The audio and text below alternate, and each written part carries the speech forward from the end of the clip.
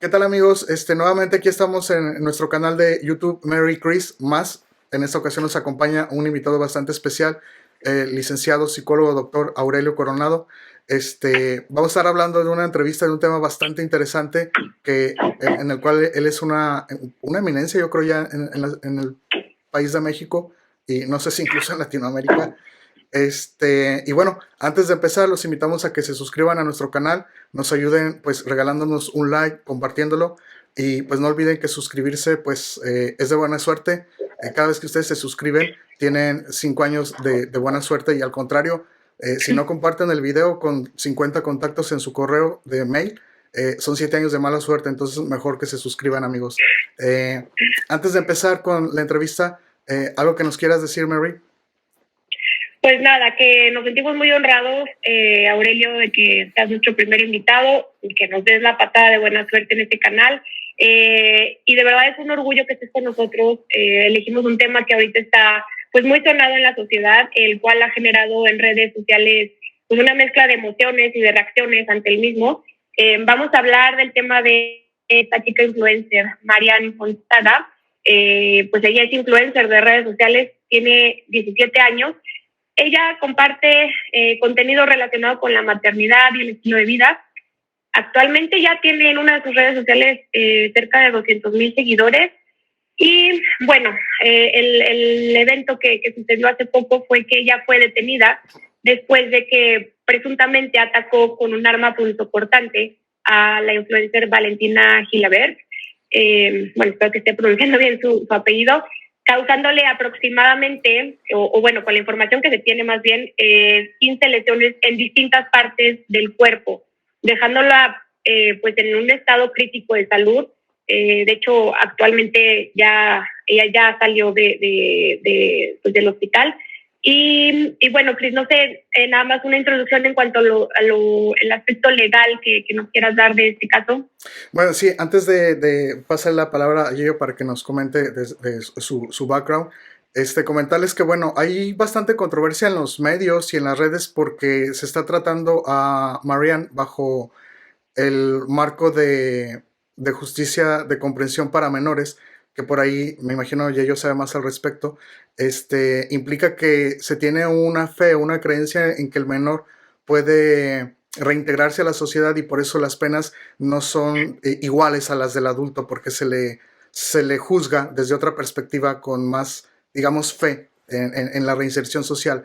Entonces es por ello que se le está tipificando, creo yo, no sé si esa sea la palabra, su acción bajo lesiones calificadas, creo, porque bajo feminicidio o tentativa de feminicidio o homicidio, no aplicaría que ella estuviera pagando alguna condena, por así decirlo. Entonces, esto ha traído bastante controversia y por ahí también, tema que vamos a abordar, pues es, ¿qué nos puede decir desde lo profesional Aurelio Coronado respecto a qué puede haber detrás de estos ataques que la influencer hace áreas vitales del cuerpo de su víctima con pareciera afán de desfigurar o de quitarle la vida, privarla de la vida? ¿Qué podemos ver de estas conductas y previas que ya se habían o que se filtraron después en internet respecto a escándalos previos que ya había tenido esta influencer? Entonces, estos temas son los que vamos a tocar. Ya una vez poniéndolo sobre la mesa, nos gustaría pues que te presentaras, Aurelio, cuál es tu expertise, ¿qué podemos esperar de ti en este tema? Bueno, primero muchas gracias por la invitación. Obviamente me da muchísimo gusto volverles a ver y también me da mucho gusto estar en este nuevo proyecto. Ojalá llegue a las personas y ojalá esto genere conversación que pueda ser útil para el público. Mi nombre es Aurelio Coronado, trabajo en el tema de la psicología forense, soy perito, es decir, yo me presento ante audiencia para presentar los resultados de mi investigación con respecto a casos como feminicidio, violencia contra niños, niñas y adolescentes, tortura, que es cuando las autoridades judiciales detienen a alguien de manera arbitraria y la lastiman para obtener una confesión, para generar la idea de culpabilidad.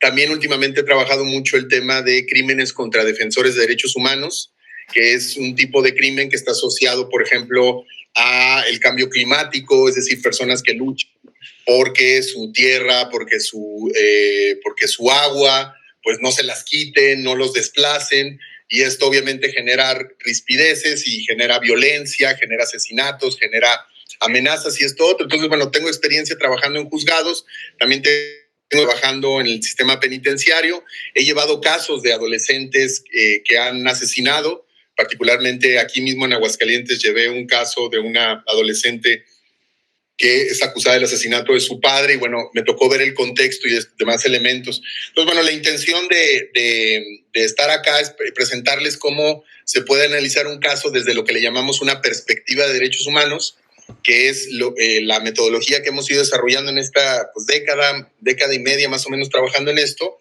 que es una mirada que toma en cuenta que todo crimen implica personas particulares con características particulares, que implica un contexto específico y que hay una respuesta institucional que es importante entenderla para poder comprender la totalidad del crimen. Bien, muy bien, muchas gracias, Aurelio. Y pues bueno, ya un poquito entendiendo desde dónde Aurelio Coronado nos va a estar platicando o vamos a estar platicando respecto a este tema, pues vamos para allá con las preguntas, ¿sale? Entonces, pues vamos a comenzar.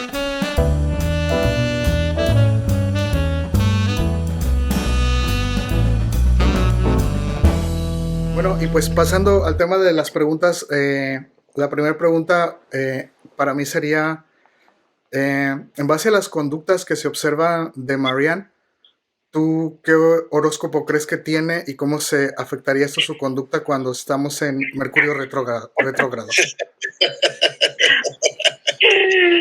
Muy buena pregunta, Cristian. Qué bárbaro. Sí, luego se ve así la psicología criminal, ¿no? Luego se ve como si fuera un asunto, yo creo que este es un tema central en este caso, la idea de que determinar qué fue lo que pasó a partir de las primeras 2 notas que nos salen en Instagram.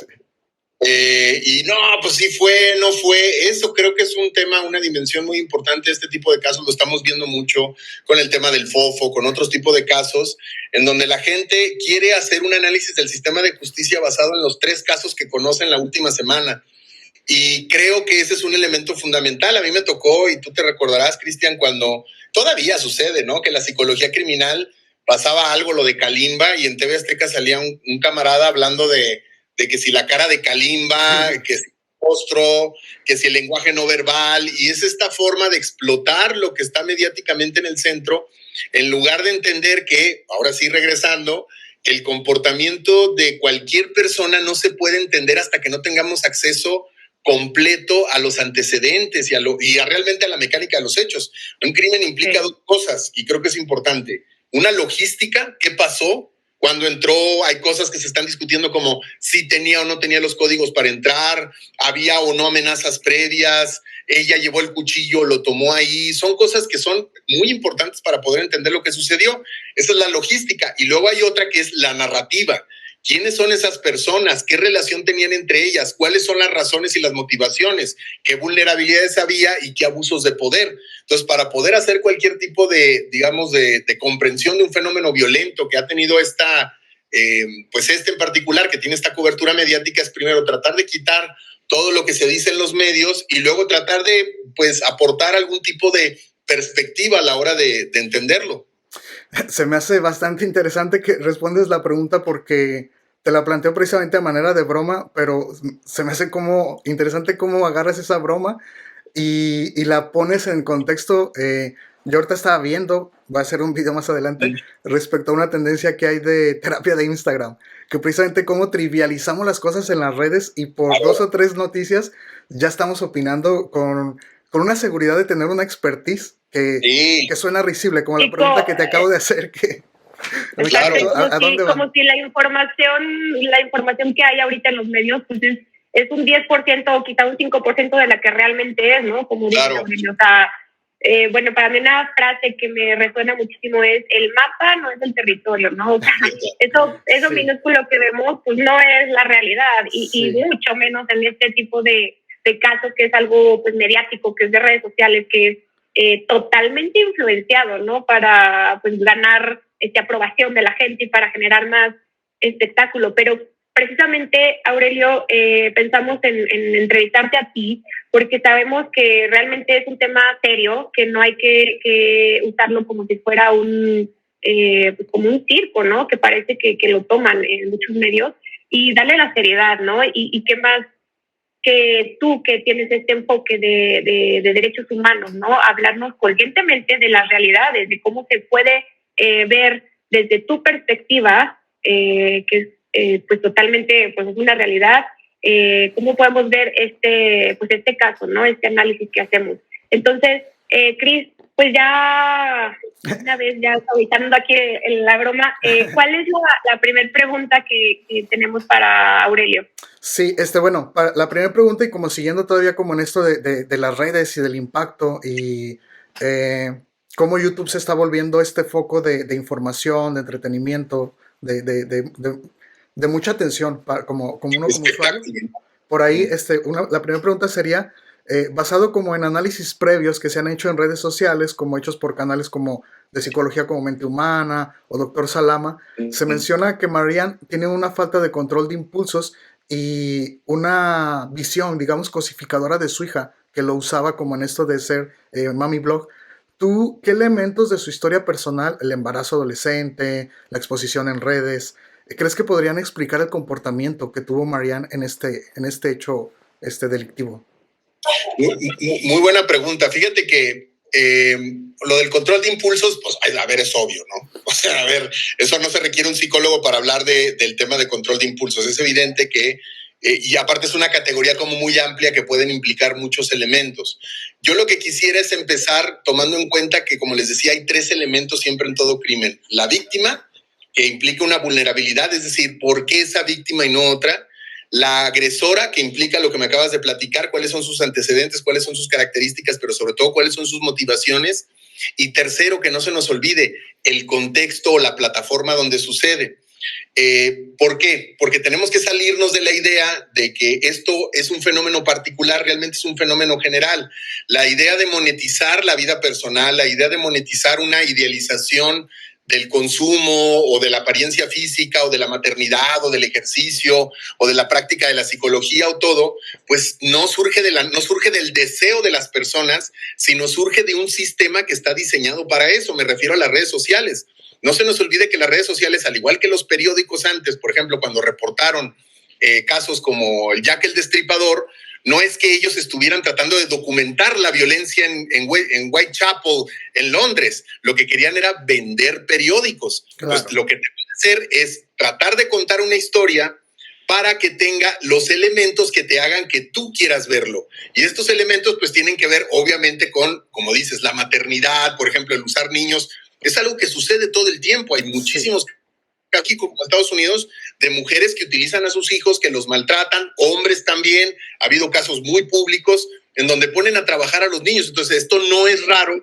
Y la idea de una adolescente impune, porque realmente su personaje era de una adolescente impune, un adolescente que podía hacer lo que quería, que podía quemar a las personas, etcétera, etcétera, también es una presentación mediática que ella utiliza, que tiene una dimensión performativa, es decir, la está actuando para atraer atención, para monetizar, para tener marcas y para tener un modus vivendi. Entonces, efectivamente, yo creo que algo que es muy importante es no quitar esta dimensión, porque si no, entonces pensamos que toda la violencia viene de adentro de las personas hacia afuera. Entonces, evidentemente, ella es muy joven, esto es muy importante, es una adolescente y como decías hace rato, pues el temas de desarrollo se ponen en primer lugar. Y como para ponerlo en contexto, tú lo decías hace rato, el sistema adolescente parte de una idea fundamental, que niños, niñas y adolescentes requieren ciertas condiciones para su desarrollo. Y que si esas condiciones no se están dando, entonces hay una responsabilidad también del entorno.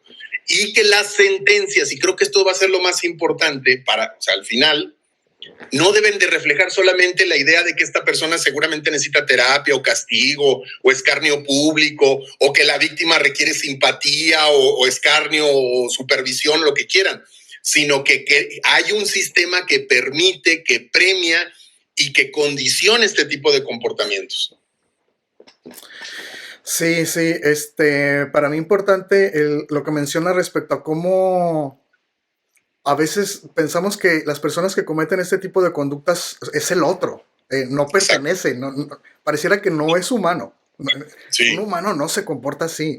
claro. No, todo lo contrario. Somos humanos y todos estamos Exactamente. a una tuerquita que se nos hace de llegar a esos extremos. O sea, entonces a veces se nos olvida como que ese lado oscuro no es ese otro, no es que el otro lo tenga, es que esa es una persona integrada a la sociedad, como ¿Cierto? funciona la sociedad, ¿me explico? Porque Claro, también a veces hablamos de eso, es que es una persona que necesita incluso legalmente integrarse.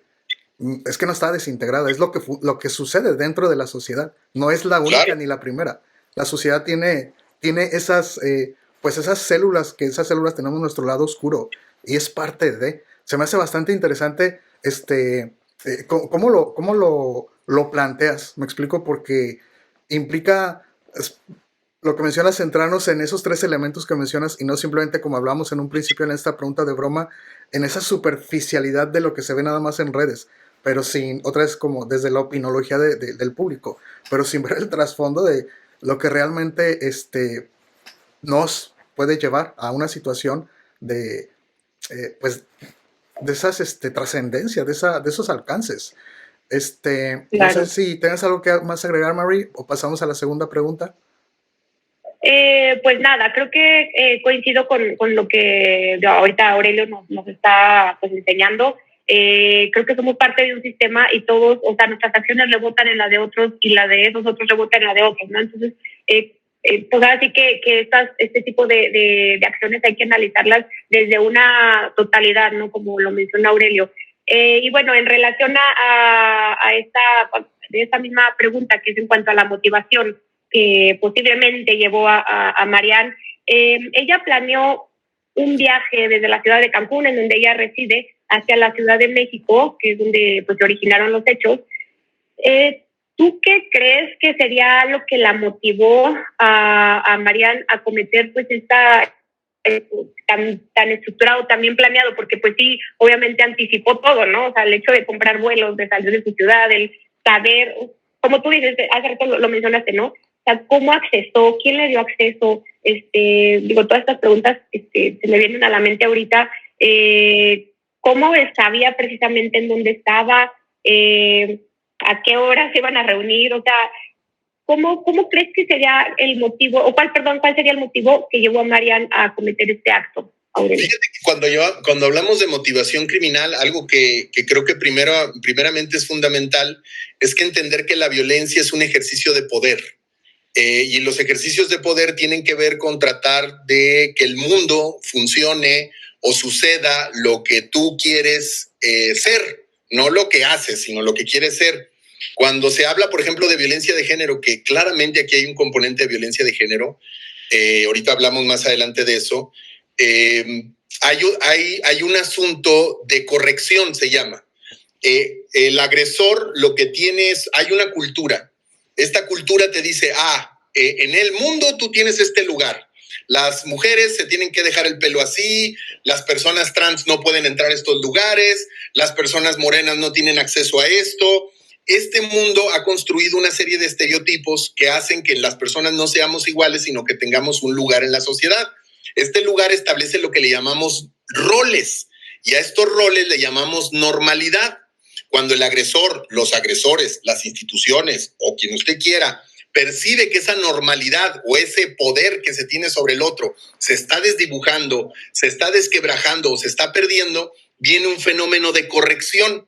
Es decir, es una forma de regresar a la realidad anterior, en donde yo tenía ese poder o donde yo le muestro a los demás que conmigo no se meten, o yo le más que, por ejemplo, los feminicidas cuando asesinan es la idea de que si no eres mía, no eres de nadie, ¿no? Sí, o si ya no me sirves, no sirves para nada, o si eres un niño, estás para quererme, etcétera, etcétera. Es decir, las personas como objetos, las personas como deshumanizadas y las personas como instrumentalizadas. Y segundo, lo que dices, o sea, la motivación siempre tiene que ver con que ella quiere restaurar una versión del mundo. Y segundo, y esto es muy, muy importante, cuando hablamos de violencia de este tipo, dices, es que hubo una planeación. yo te diría, no sé si hubo planeación, pero hubo anticipación. Como por qué matarías a una persona enfrente de tantos testigos. Y un dato importante que otra vez yo no le he dado seguimiento tan profundo a las notas que ha habido después, pero entiendo que por lo menos hay un testigo o un supuesto testigo que dice que sacó una cámara de video y que empezó a tratar de grabar. Entonces, ¿quién era el público? ¿Me explico? ¿Qué estaba haciendo? ¿Hacia dónde lo estaba llevando? Esto implica que lo está haciendo precisamente para mandar un mensaje. Si tú ves videos anteriores, tú te darás cuenta que ella tenía un lenguaje en donde hablaba, como muchos influencers, de que conmigo no se meten, de que yo soy capaz de destruir a personas, etcétera, etcétera. Entonces, claro que hubo anticipación, claro que hubo una intención. Si no hubo una intención de matar, el otro día se lo decía a un grupo de alumnos, ¿no? Les digo, ¿ustedes creen que tuvo la intención de matar? Todo el mundo se quedaba callado así. Le digo, ¿saben por qué no me dicen? Por el color de su piel.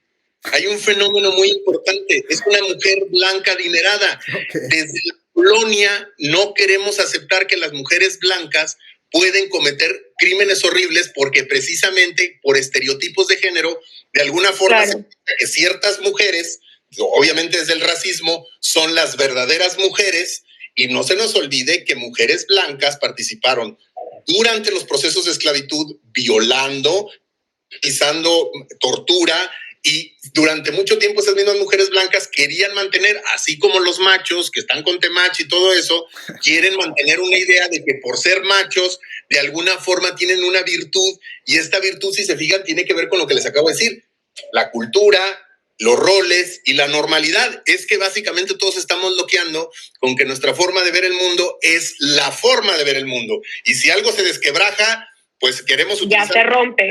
Sí. Callar, censurar, gritar, golpear, matar, etcétera, etcétera. Entonces, creo que hay elementos muy claros de género que si quieren hablamos, pero es claro, como tú decías hace rato, hay lesiones en partes vitales.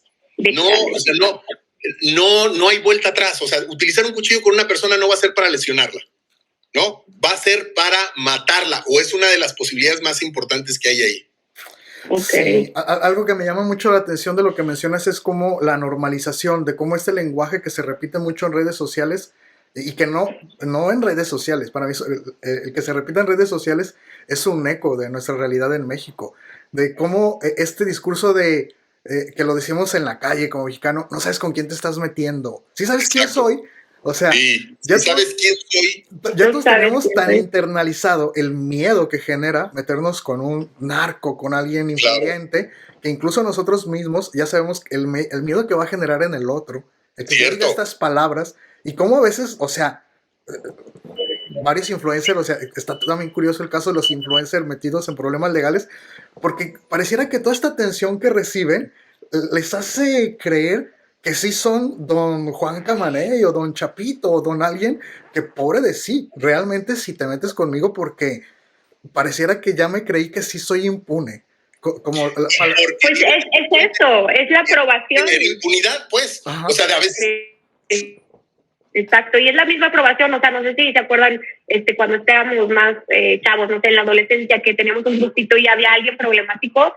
Híjole, le tenías miedo, pero lo admirabas y lo aprobabas. O sea, si hacía algo más o vandalizaba o hacía algo que no se debía de hacer, lejos como de reprobar su acción o su actitud, la aprobabas. Y creo que algo así está sucediendo en redes sociales, ¿no? Se están aprobando y se están, pues así que likeando este tipo de situaciones tan graves. Sí, y para mí, como en eso de las redes, ¿cómo decirlo? Más que aprobar, sigue siendo como ese reflejo de cómo en nuestra cultura, al menos mexicana, y me imagino que mucho de Latinoamérica, cómo usamos esta normalización de la violencia, ¿no? De no sabes con quién te metes, entonces cuidado. Y cómo nos lleva a estas situaciones, o sea... Yo lo que digo es eso, ¿por qué lo está grabando? ¿Quién es el público? ¿Y qué les quiere enseñar ese público? ¿Qué les quiere como reafirmar? O sea, es un tema claramente público. esto no fue un tema, no es violencia interpersonal, pues, no solamente tiene esa dimensión como, sentí celos y ahora voy a tener una venganza. Hay una dimensión pública de que hay una humillación que ella siente que está viviendo. Pues lo mismo que pasa en los feminicidios. Es que me fue infiel. Acabo de ver un caso ayer en Estados Unidos de una mujer que le fue, no sé, supuestamente infiel a su marido y lo estaba grabando y él le dispara en la cara porque le dice, pues por serme infiel, porque es imperdonable ser infiel, porque esta humillación yo ya no puedo vivir con ella, porque el horizonte de mi vida soy yo mismo y el mundo que he creado dentro de mi cabeza. Esto es un delirio, sí, pero es un delirio que tenemos todos, como dices tú, todos los días. No hay que entenderlo fuera, sino como parte. Y más allá para mí de estar revisando, que bueno, ahorita lo estamos haciendo irónicamente, pero más allá de estar revisando al otro dentro de su locura, su delirio, y el tuyo, o sea, porque, claro, por decirlo de una manera, pues, ¿qué tanto hay de Mariana en ti? Cuando amenazas, cuando mandas el audio de conmigo no te metes, Claro. A todos nos puede salir, ¿no? Y nos sale en diferentes tonalidades, en diferentes situaciones, con diferentes personas, pero en algún momento nos sale esa parte, como dice Aurelio, o sea, no hay que juzgarlo desde, el ojo del superior o el ojo del psicólogo y ella es la agresora, ¿no? Pues, o sea, todos somos humanos y a todos tenemos esa vulnerabilidad en cualquier momento de la vida, pues que podemos llegar a ese tipo de acciones, ¿no? Sí, definitivamente. Y bueno, o sea, para mí es importante remarcar el tratar a estas personas, porque no dejan de ser seres humanos con sus necesidades, motivaciones y necesidades en cuanto a lo que requieren, ayuda, etcétera. No tratarlas como alguien que está, otra vez, como un marginado social, porque está integrado a la sociedad enferma que tenemos, que tenemos cárceles en las sociedades, o sea, integradas completamente. No es que como antes destierras al que traicionó a la tribu y lo mandas al destierro, a que muera solo, o sea, no. Los tenemos integrados dentro de la misma ciudad, dentro de la misma sociedad, entonces es parte de nosotros, es un síntoma de nuestras propias trastornos o padecimientos como sociedad que tenemos. Entonces, y de un cierto punto también muy importante, o sea, no sucedió en cualquier parte de la Ciudad de México, sucedió en unas torres de lujo, sucedió con unos códigos que entraron, la víctima, que muy poco se habla de la víctima, porque yo, por ejemplo, una cosa que oí es que no tenía acceso a seguro médico, tuvo que pagar mucho dinero. El novio, digo, no es porque se le tenga que responsabilizar a él, pero se abrió completamente, ya no tuvo nada que ver con ello, dijo, no, yo no me quiero meter en esta bronca, y la víctima queda como un objeto de conversación cuando ella fue la que sufrió la violencia más severa. Y, por ejemplo, ella, según lo que yo oía, vive entre México y París. O sea, estamos hablando de las élites, de esos chamacos que viven en un contexto que ven un mundo también de cierta forma. O sea, veíamos al hijo de Elon Musk hace poquito en una entrevista que decía que iban a tomar control sobre el mundo y cosas así.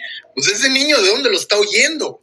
Sí. Sus papás, no digo que sus papás sean que estén lavando dinero, lo que sea, pero hay un nivel de poder que te hace que deshumanices todo lo que está debajo de ti. Sí. Y que esa impunidad viene acompañado con ser influencer, esa impunidad viene acompañada con la percepción que se tiene del color de piel en nuestros países, y esa impunidad viene acompañada de su contexto particular, más seguramente problemas de salud mental, problemas de desarrollo, acaba de tener un bebé, o sea, cosas que se tienen que tomar en cuenta. Pero el problema es que los profesionales nada más agarran dos variables y a partir de eso hacen su análisis, cuando realmente, pues como dices, las cosas están conectadas porque la realidad es una. Sí. Entonces no podemos estar desconectando las cosas y realmente esperar que estemos hablando de algo que corresponda a la realidad. Sí, claro que sí. La siguiente pregunta, respecto al ataque que incluyó, como bien decíamos, alrededor de 15 puñaladas en áreas vitales, pareciera de alguna forma con el afán de desfigurar o de privarla de la vida. ¿Tú sabes si existen desde la psicología teorías o análisis que expliquen este tipo de conductas como vengativas, pasionales o con este afán de desfigurar, como tú bien mencionas, como para tener el control de lo que se escapa de lo que yo quiero que sea, y entonces tomo pues cartas en el asunto, por así decirlo? ¿Sabes de algo de la psicología en ese sentido que nos puedas compartir?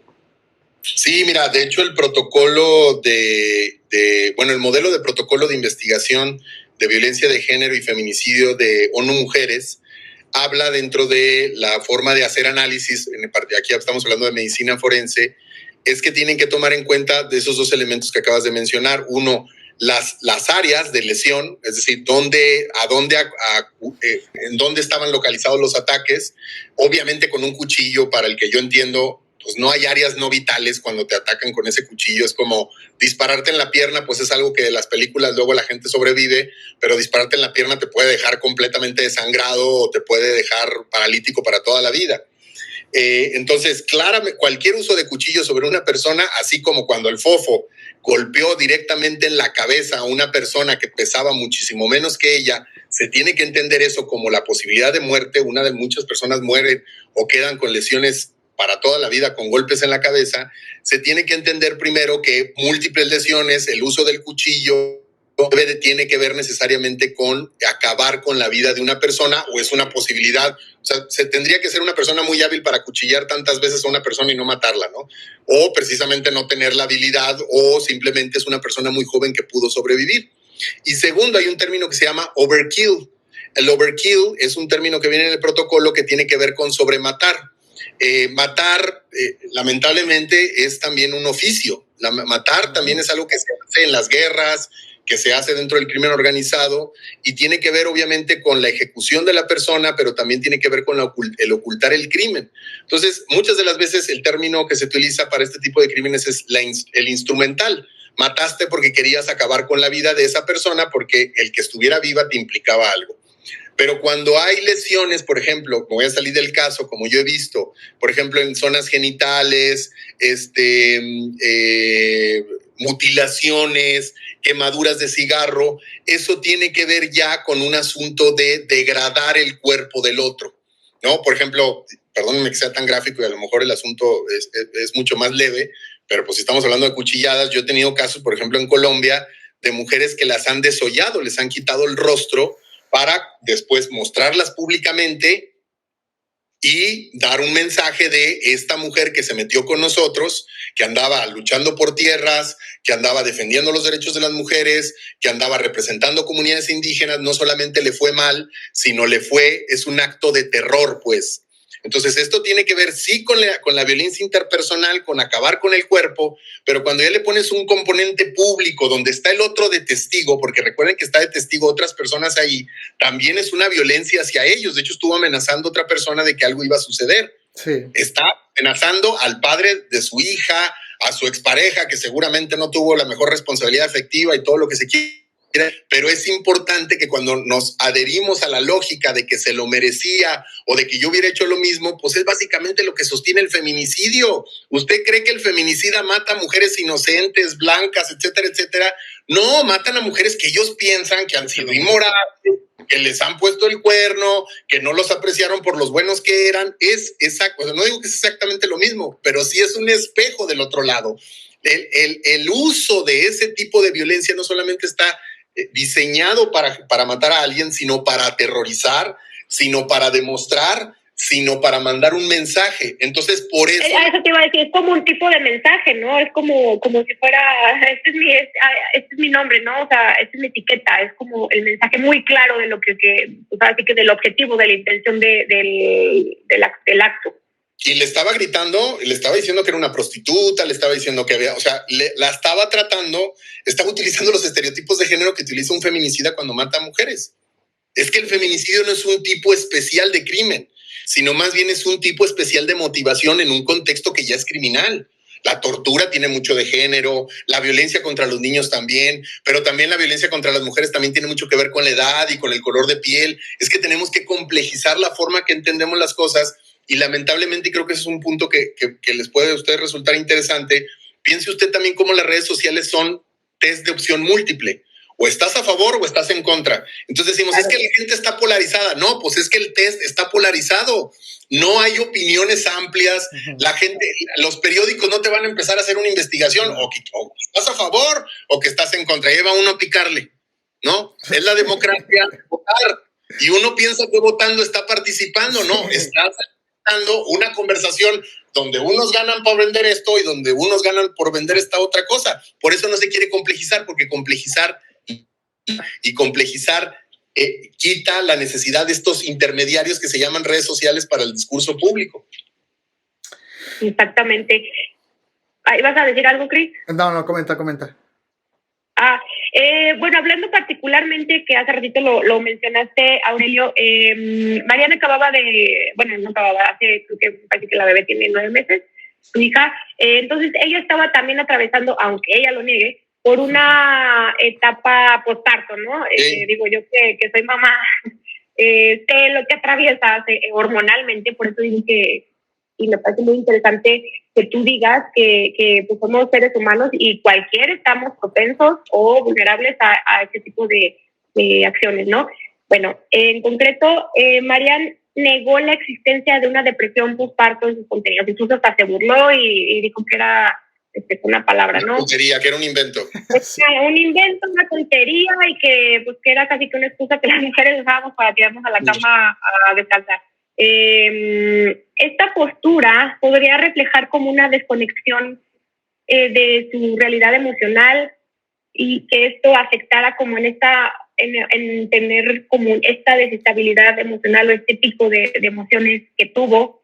Claro, pero a ver, y esto es creo que relevante. Cuando hablamos de depresión postparto, bueno, es una realidad completamente comprobada, pero es cierto que cuerpos diferentes pasan por diferentes procesos, ¿no? Y se sienten completamente distintas. Es cierto que también no es lo mismo tener un parto cuando estás en una etapa de desarrollo como es la adolescencia, en donde, por ejemplo, se idealiza y se romantiza el embarazo como una maravilla y una bendición para el cuerpo de las mujeres, cuando la realidad es que para muchas mujeres esto significa muchísimos problemas de salud. Y no se nos olvide otros 3 elementos. Si ella tenía salud mental, si ella tenía problemas de salud de posparto, si ella tenía problemas para cuidar a su hija, porque esto podría también implicar pues el peso brutal que implica el cuidar a alguien tan necesitado como es un recién nacido teniendo estas condiciones, pues también entonces siempre no se nos olvide, estamos hablando de falta de apoyo, falta de acceso a la salud y falta de un cuidador, porque era un adolescente que también necesitaba un tutor y un cuidador que se diera cuenta de esto y que le diera la atención y le diera el acceso a la salud. ¿Me explico? O sea, estamos hablando también de un descuido del cuidador, pues, ¿no? O sea, como que fíjate cómo cuando los asesinos matan personas, siempre buscamos, ¿y dónde estaba su mamá? ¿Por qué no estamos diciendo ahorita de Marian? Porque como Marian ya es mamá, ya no es persona, se vuelve entonces solo mamá. La deshumanizamos, la convertimos pues en las 2, 3 cosas que más nos representan, su estatus social, su estatus de maternidad y los estereotipos de soy una mujer desquiciada que por celos estoy haciendo esto. Que claro que el estereotipo existe porque pasa, así como los hombres son machos y por su inadecuación acaban haciendo cosas horribles como metiéndose en problemas, pues las mujeres no tienen ningún tipo de parte del cerebro que les evite pensar idioteces, pues. Es que son cosas, es que yo creo que sí vivimos en no hemos entendido que los roles de género son roles culturales que se apropian y que tienen una realidad efectivamente biológica, social, material o lo que sea, pero la diversidad es la constante en nuestra realidad. Entonces, cuando pensamos en estas variables, son variables que necesariamente se tienen que entender, porque en este caso estamos hablando de un adolescente y porque en este caso no es un castigo lo que se le tiene que aplicar, sino que lo que se le tiene que dar, como decía Cristian al principio, es un tratamiento, y eso es a lo mejor lo que la gente le cuesta trabajo. Entender que a esta persona lo que necesita es tratamiento porque es un adolescente. Eso no quiere decir, y esto es importante, que no se le haga una reparación integral a la víctima y que la sentencia no implique también en decisiones que llevaron tanto a una para ser víctima como a la otra para ser victimaria. Esto incluye la impunidad y esto incluye la falta de acceso a apoyos, el que adolescentes tengan acceso, o sea, porque ella era un adolescente trabajando, ¿me explico? Era un adolescente que estaba trabajando y estaba monetizando su vida. Todos pensamos que lo están haciendo por atención, pero ¿qué tal que lo hacía porque pues de eso por vive? Ganar dinero, sí, Por claro. ganar Y dinero, quizá a lo mejor tuvo a su hijo su hija por ganar dinero también. Digo, no sé, es una posibilidad, no se vuelve tan importante tus vínculos, sino se vuelve más importante el espectáculo. No digo que este sea el caso, pero ¿por qué no estamos pensando en esa dimensión a la hora de ya, digamos, entrarle al tema de la reparación y del tratamiento? Claro, y como tú dices, ¿dónde está la otra parte del sistema de esta chica, no? Porque finalmente era una adolescente, o sea, una menor de edad que, como cualquier otro menor de edad, debe de estar pues, vigilado, o sea, a la custodia de alguien, ¿no? ¿Dónde está esta otra parte del sistema que, digo, no es la manera de juzgarla, pero sí es importante en esta cuestión que tú dices? Sí, yo creo también muy importante como sociedad, como espectadores, cómo tomamos este rol de ser partidario y juzgar precisamente en este de si se lo merecía, no se lo merecía, X sin dimensionar lo que estoy diciendo de si se lo merecía. O sea, te aseguro que si tú estuvieras en ese lugar, no estás ahogando porque te mereces eso. O sea, Claro, y aparte, otra cosa creo que es fundamental, yo qué sé, ¿no? sí, Yo de eso no sé, no porque haya visto un titular sé de algo, pero es que las redes están diseñadas para darnos la impresión de que nuestra opinión es importante. sí, sí, Es como nuestro voto es importante, más o menos. Si no voy a votar ese día, no va a cambiar nada. exacto. Pero nos hacen pensar que es nuestra única forma de participar en democracia. Y nuestra única forma de participar en el debate público es opinando de todo. Sí. De todo. Y, Lo cual es una trampa de verdad gigantesca. sí, sí, sí, porque nadie se da cuenta otra vez que está siendo un opinólogo que no sabe de nada y en esta nos compramos el cuento como social popular de que lo que sientes es importante. Pues sí, para ti, los tuyos, Sí, pero fuera de ese círculo, no. Y la realidad no puede cambiar para que tú te sientas bien. La realidad claro. duele, o sea, es dolorosa. Entonces, no podemos como cumplirle los caprichos, sueños, deseos a todos para que todos vivan bonito, bien. ¿Me explico? O sea, Sí, entonces la realidad es dura. Entonces, no podemos como limitarnos a ser buenos y malos y también como desde esas posturas juzgar al otro. Estoy a favor o en sí, contra. Es que la realidad no es blanco y negro. Es muy compleja y hay muchos matices y Muy compleja. precisamente por eso en muchísimas áreas de la vida hay especialistas, porque es gente que se claro. mete a esas profundidades, ¿me explico? Y no es de ver dos videos, o sea, son Sí. años, 5 o 10 años de estar en eso para estar entendiendo constantemente, porque yo creo que ni siquiera llegas a un punto de que dices, ah, ya entendí. No, al Todo es un contrario. proceso de aprendizaje y sigues entendiendo y a lo mejor entiendes por qué antes entendías menos, pero eh, y a veces eso es sorprendente ver cómo gente que por dos videos que viste, no sé, aterrizándonos un poquito más y saliéndonos un poquito del tema, como cuando hablas con alguien de psicología y te dice, yo también sé de psicología, yo soy hasta mejor psicólogo que tú. Tú tienes la idea de que escuchar y dar consejos es psicología. Claro, Y porque claro. tú eres bien chismoso y platicas, tú crees, me explico, o sea, cómo se reducen las profesiones, los trabajos a algo tan superficial, tan banal, o sea, si fuera eso, no sé qué hice 5 años en la universidad y 10 en la maestría, doctor, o sea, si solo fuera eso de haber sabido, me explico.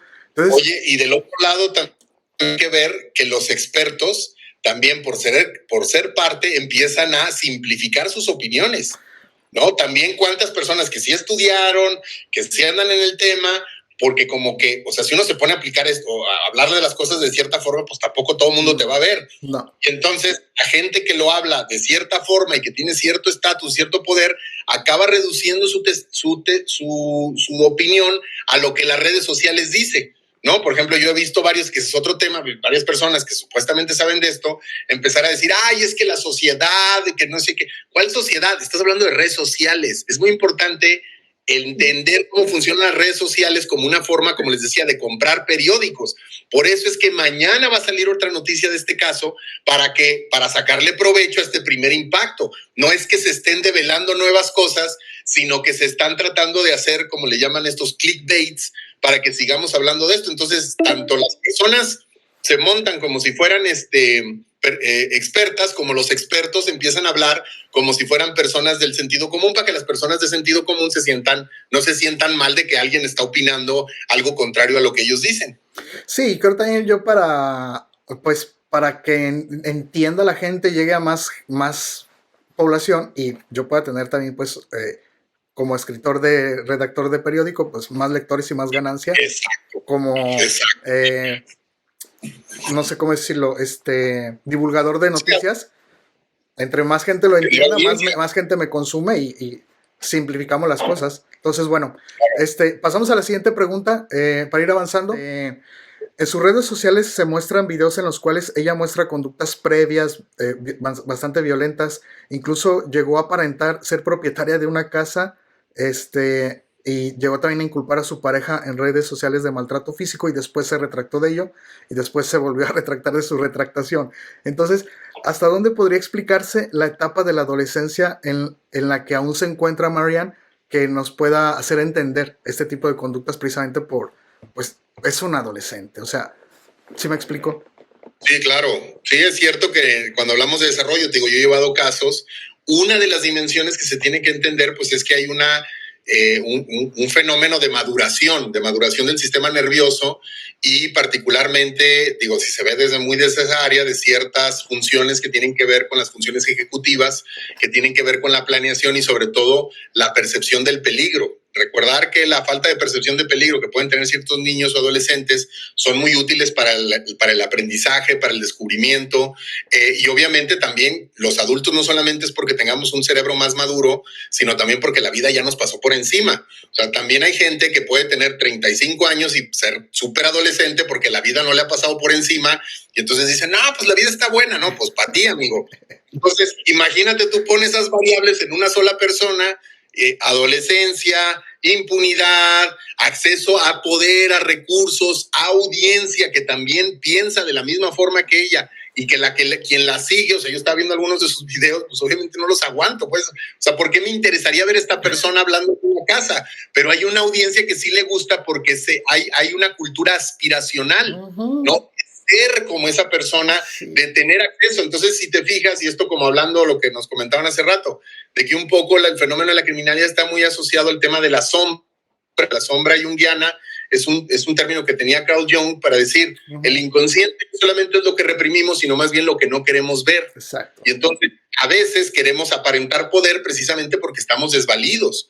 A lo mejor ella se quería presentar como una persona que todas las podía, que podía comprar cosas, porque su entorno personal realmente no lo tenía, realmente estaba, o sea, la idea de que ahora voy a ser una muy buena madre y mira, les enseño y cómo la vida me ha cambiado, pues es algo que muchas mujeres hacen incluso en la sala de sus casas con sus abuelitas, cuando les dicen, ¿verdad que es lo más hermoso? Ay, es lo más hermoso.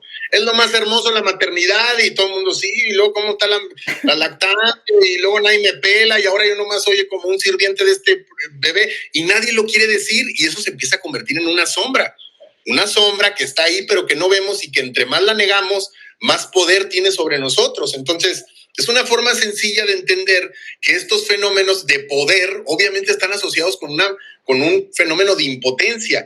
La motivación de criminal, particularmente violencia machista, hay que entender esto como violencia machista. Estas mujeres que dicen que tienen, no sé, estrés, depresión postparto son débiles, son flojas. No, machismo. Es el machismo y el machismo viene de una forma de ocultar la impotencia. La potencia machista viene de una lógica de que los hombres por alguna razón son potentes y todo lo pueden y todo lo conquistan y es de alto valor, pues también piensan que están ahí para ser divas, para las mujeres ya no lloran, ya facturan. O sea, es toda una narrativa que sirve para... lo estaba diciendo a mis alumnas, ¿ustedes creen que Belinda se pone Zara o Bershka? O sea, Belinda se pone una ropa que es mucho más cara y les vende a ustedes Zara porque es más barata porque ustedes quieren aspirar a ser Belinda. Y cuando pasa algo dicen, ay, yo soy Belinda. No, no eres Belinda. Belinda vive en otro mundo. Jan vive en otro mundo. Nosotros vivimos hay que tener conciencia de clase, hay que tener conciencia de lo que está pasando, hay que tener conciencia que este es un espectáculo. Entonces ella, aparte de un espectáculo, y ahora sí que la consumió el personaje, digo, como un análisis muy, muy para atrás, pues, ¿no? Muy, muy superficial de lo que se puede ver hasta ahorita, pero necesariamente es una hipótesis interesante que se puede corroborar con la evidencia cuando pues existan más datos. Y entonces, va un poquito lo que estás diciendo en relación a la pregunta que yo te iba a hacer, Aurelio. ¿Crees que pues esta vida tan expuesta que tiene o hiper expuesta, crees que hubo como una cierta presión por mantener esa imagen idealizada? O sea, ¿crees que eso contribuyó a que ella pues no supiera manejar bien sus relaciones interpersonales? Sí, es claro. O sea, yo creo que cualquier persona, O sea, yo cuando empecé a dar clase y que la gente me tenía que poner atención, yo empecé a pensar que era más interesante, por ejemplo. No, pues esas personas están sentadas ahí porque me tienen que escuchar. O sea, así van a escuchar al que sigue que dice pura tontería y le van a hacer las mismas caras. Entonces, uno empieza a perder la perspectiva de lo que sucede cuando empiezas a tener atención pública, porque entonces tus referentes están completamente distorsionados. Entonces se vuelven y como otra vez, como las redes sociales, particularmente Instagram, tienen algoritmos que lo que hacen, si algo es efectivo para el algoritmo, es que tú le piques a algo que te cae mal. Alguien dijo un comentario machista, alguien hizo un comentario sobre los mexicanos deportados, entonces yo me meto en ese rollo y ponerme a pelear, ¿no? Porque sabes que es hora de hacer justicia. Entonces, imagínate ser un adolescente en un contexto en donde también los que lo están viendo le están alimentando eso, porque ellos también participan de eso. Es claro, y se está hablando muchísimo actualmente, no digo que esa sea la solución, pero es claro que gente joven no debe de tener, no deberíamos tener acceso a nosotros los que estamos aquí. Es una cosa que está diseñada, no está regulada, no hay una regulación porque un adolescente está subiendo. Yo he visto casos no de adolescentes, de jóvenes en Estados Unidos que graban en Twitch. Twitch es una plataforma para videojuegos, en vivo, un tiroteo para ir a matar a personas afrodescendientes, por ejemplo, en el Búfalo. ¿Por qué? Como la película de Batman, la última, ¿no? Con el Pattinson, que el villano trae ese rollo, es un nuevo villano, es una persona que trae una narrativa que se le alimenta constantemente. Y entonces hay que entender que no es que cualquiera lo hubiera hecho, porque también hay que quitar eso. Claramente Marianne tuvo agencia, claramente Marianne tiene poder, pudo haber hecho muchas cosas. Eso no lo podemos quitar, porque la víctima no tenía por qué pasar por absolutamente nada de esto. Y claro, es cierto, abandonada y es cierto todo eso, pero tu abandono, es que también la gente dice, la abandonan como a mí me abandonó mi novio. No, es que ese es el problema, que siempre queremos vernos y aspirar a estar en el ojo público. No estamos viendo a la que nos estamos viendo a nosotros, defendiendo a nosotros, o nos estamos atacando a los que no son como nosotros. Sí. Y creo que esa dinámica en particular entre Marianne y Fofo está muy clara en los expertos que opinan, en todo mundo, en la fiscalía, cómo lo quiere manejar. Es, creo, el gran tema. El tema es cómo esto está filtrado por las redes, no cómo las redes afectaron la cabeza de las personas. Sí, bastante interesante. Y lo que mencionas también, antes de pasar a la siguiente pregunta, cómo esta cuestión de estar viendo, digamos, influencer, a mí ya se me hace mal llamados influencer, sí, pero bueno, influencer, por una cuestión aspiracionista, porque en realidad su contenido, igual que el del Fofo y de mucha gente, no te deja nada, no saben nada. Veían en esto que hablan también en los medios, no recuerdo qué reportera está hablando del caso, y mencionaba que ella como espectadora decía, ya una señora, 40, no sé quién sería, pero una reportera, decía, bueno, yo una señora mamá, ¿a qué me meto al youtuber de una adolescente para consejos de mamá? Esa adolescente primeriza, de 17 años, ¿qué me pudiera enseñar de maternidad a mí? ¿Quién realmente la sigue por cuestiones de maternidad a un adolescente de 17 años? Para mí en eso lo comento porque para mí es, ¿qué tiene que decir sobre la maternidad una niña que está criando otra niña y que no sabe, ni por experiencia, por expertise, porque es su primera vez, tiene 17 años, y por otro lado, no está preparada, no es que tenga un grado que le da conocimiento sobre la maternidad desde lo médico, lo psicológico, lo social, no tiene nada que decirte. ¿Por qué la seguimos? ¿Por qué seguimos a esta gente que no tiene nada que decir? ¿Me explico? Sobre todo, ¿por qué vemos comerciales tan largos? Porque es un comercial, sea, son tipos de influencers. Sí. Si ustedes se han fijado, está la madre influencer que te vende el mejor producto para la pompita del bebé, está el que gusta invertir en Bitcoin y que te va a decir cómo hacerte rico, por alguna razón quiere estar ahí, está el que hace viajes y hace crítica de comida, o sea, hay como 10 o 12 tipos de influencers y todos son lo mismo. Comerciales. El mercado, como decíamos, es de opción múltiple. Como es de opción múltiple, nomás, entonces ella era una chica que vivía a lo mejor cosas como de fiesta, tiene un embarazo y ahora tiene que cambiar porque tenía que mantener el dinero que estaba recibiendo, la notoriedad, la atención, la ocupación, la compañía que implicaba esto. No lo sé, todo esto no lo sé, pero un poco hay que decir que no se puede nada más pensar en un tema de atención, porque porque aquí hay dinero, esa atención Claro. cuesta, la cuestión Claro, se monetiza. Sí, vale dinero. Claro, claro. exactamente. Pues pasemos a la siguiente pregunta. Bueno, y continuando con la entrevista, la siguiente pregunta sería, me perdí un poquito. ¿Por qué se le imputa lesiones calificadas y no tentativa de feminicidio considerando la gravedad del ataque? Fíjate que se han manejado varias versiones. Habría que decir que esto es una decisión que toma la fiscalía. O sea, la fiscalía es la que decide por qué imputar. Y mira, puede ser por varias razones. La primera de ellas es porque muchas de las veces la deficiencia en la investigación hace que ellos crean que tienen que imputar por lo más fácil de probar. Explico, es más fácil de probar unas lesiones que poder probar un intento. Realmente no sería difícil si supieran muchas veces lo que están haciendo, ¿me explico? A veces es por la pura deficiencia y se van por lo fácil.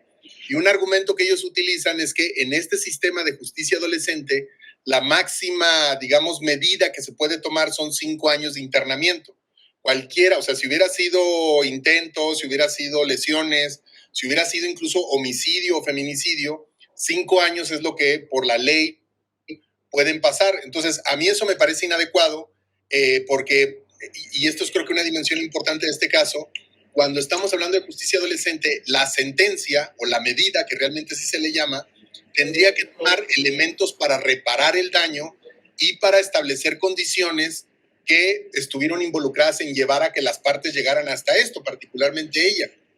Entonces, no es lo mismo investigar un caso como intento, o como lesiones, perdón, que como intento. Como intento te ves muchos problemas mucho más estructurales, mucho más grandes, y el juicio y la medida tendría que tomar estos elementos. La vez pasada hablábamos, por ejemplo, falta de atención, cuidado. Estamos suponiendo que su calidad de vida, perdón, que su estilo de vida implicaba calidad de vida, muy probablemente no. Es decir, aunque tuviera una vida de lujo, no necesariamente tenía acceso a salud mental o tenía acceso a un cuidado adecuado para ella y para su hijo. No se nos olvide que es un adolescente, entonces al final y entonces esto la hace vulnerable. Otra vez, no se trata ni de justificar, ni de digamos, quitarle responsabilidad, sino entender. Claro. Aurelio, por ejemplo, digo, desconozco yo realmente cuando ella cumpla su mayoría de edad, pero ¿qué pasa si durante en lo que se dicta, pues, esta medida correctiva, qué pasa si ella llega ya a cumplir su mayoría de edad, 18 años?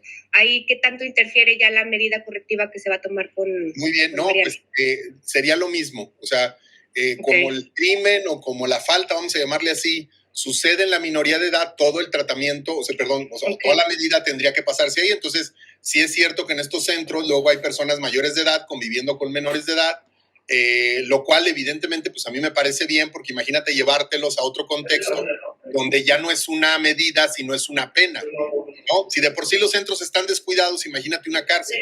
Entonces, no, en concreto, yo lo que sí diría es, la cárcel honestamente no ayuda a nadie. La cárcel no resuelve absolutamente nada. Es una medida que debería ser extraordinaria, pero lamentablemente la usamos para todo. Y eso es lo primero que se empezó a hablar en este caso. Pero sí, efectivamente, si ella cumpliera la mayoría de edad, se quedaría en el mismo centro. Ok, perfecto, Aurelio. Bueno, vamos a la siguiente pregunta que vaya más en relación a eso. ¿Qué limitantes existen en la ley actualmente que está establecida para adolescentes en este caso? ¿Qué limitantes ves tú? Pues mira, más que limitantes, yo diría que la ley de justicia adolescente está muy bien. O sea, a lo que limita es a que el Estado trate niños o trate adolescentes como si fueran adultos. Es por eso, y esto es importante, y entre otras cosas, que Estados Unidos no ha firmado la Convención de Derechos de Niños y Niñas. Es uno de los pocos países de todos que no ha querido firmar esta convención porque dentro de las implicaciones de esta carta tiene que ver con que los niños tienen que ser juzgados como niños o adolescentes, es decir, que la medida tiene que ser no correctiva, no punitiva, sino restaurativa. Y un segundo elemento que debe ser muy importante para esta ley es que las sentencias que pueden tener los jueces pueden atender a estas causas sociales. Entonces, realmente limitaciones no tienen. Realmente la ley de justicia adolescente permite muchas cosas. Lo que sí limita es la capacidad técnica de los que investigan, las intenciones políticas de la fiscalía y pues la presión social, pero en realidad la ley se pueden hacer muchas cosas. Yo he trabajado en casos de justicia adolescente y sobre todo en Guatemala trabajamos ese tema de adolescentes, particularmente pandilleros acusados de crímenes graves como secuestro, como violencia sexual, como extorsión. Y el trato que se les debe de dar es el trato de rehabilitación, reeducación y también darles condiciones para cuando salga esta persona. También algo que creo que es importante es el tema del cuidado de su bebé, ¿no? O sea, Exactamente. no vayan y se lo den, tampoco estoy diciendo que se lo, porque no conozco el caso, las condiciones. Se debe de buscar la seguridad del bebé, pero también es importante que se tome en cuenta esta relación y se tomen en cuenta estos elementos. Claro, porque seguramente por el tipo de medida correctiva, por así decirlo, que se le va a dar, pues va a ser corta, ¿no? Y finalmente ella se tiene que readaptar a la sociedad y se tiene que readaptar a su sistema.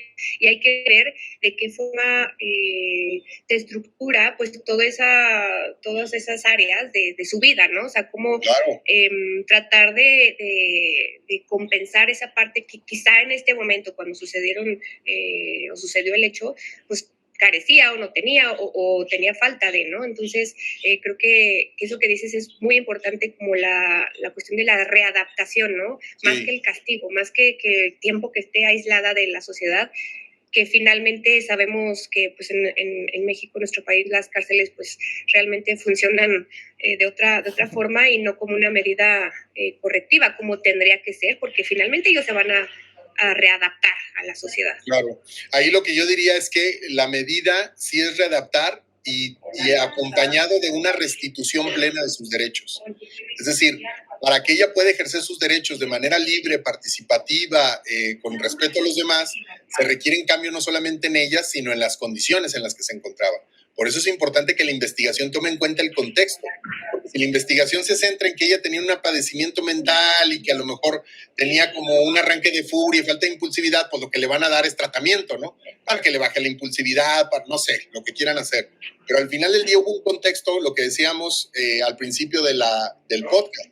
Para que se dé un crimen se requiere un criminal, una víctima y un contexto que lo permita.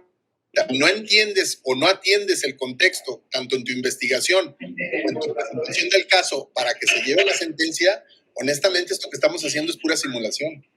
Sí, y creo que es mucho más extenso y ahorita lo mencionaste, ¿no? Que hay cierta presión de la sociedad, de la cuestión política, de los medios, como para ya saber qué va a pasar con ella, ¿no? Y ya dictarle como pues una sentencia. Y creo que debería de tomarse el tiempo necesario para contextualizar todo esto que tú mencionas y poder, ahora sí, personalizar esta medida pues correctiva hacia ella, ¿no? Sí, o sea, debe de haber hacia todos los adolescentes, ¿no? O sea, por ejemplo, yo no sé si ella debería tener redes sociales después de esto. O sea, no sé si se puede hacer una medida, pero es claro que no debería de tener influencia en redes sociales, no le hace bien a ella, no le hace bien al público, a la sociedad. Y yo creo que fue una de las dimensiones por las cuales esto se volvió tan cruel y violento. Porque había un público imaginario que platicábamos la vez pasada, que estaba incluso incitando a esto. Por ahí hay una versión, que es obviamente una versión, que parte del plan era sacarle los implantes a la víctima con el cuchillo. Es una versión, no quiero decir que eso fue lo que pasó, pero es una de las versiones que si no se investiga, imagínate que nos diéramos cuenta que por ahí iba. ¿De qué estamos hablando? Pues, o sea, estamos hablando ya de un espectáculo. Es que a mí esa violencia me parece espectacular, o sea, en el sentido de que lleva un mensaje, que lleva una intención, como todo lo que estaba haciendo en su vida, que era estarlo documentando.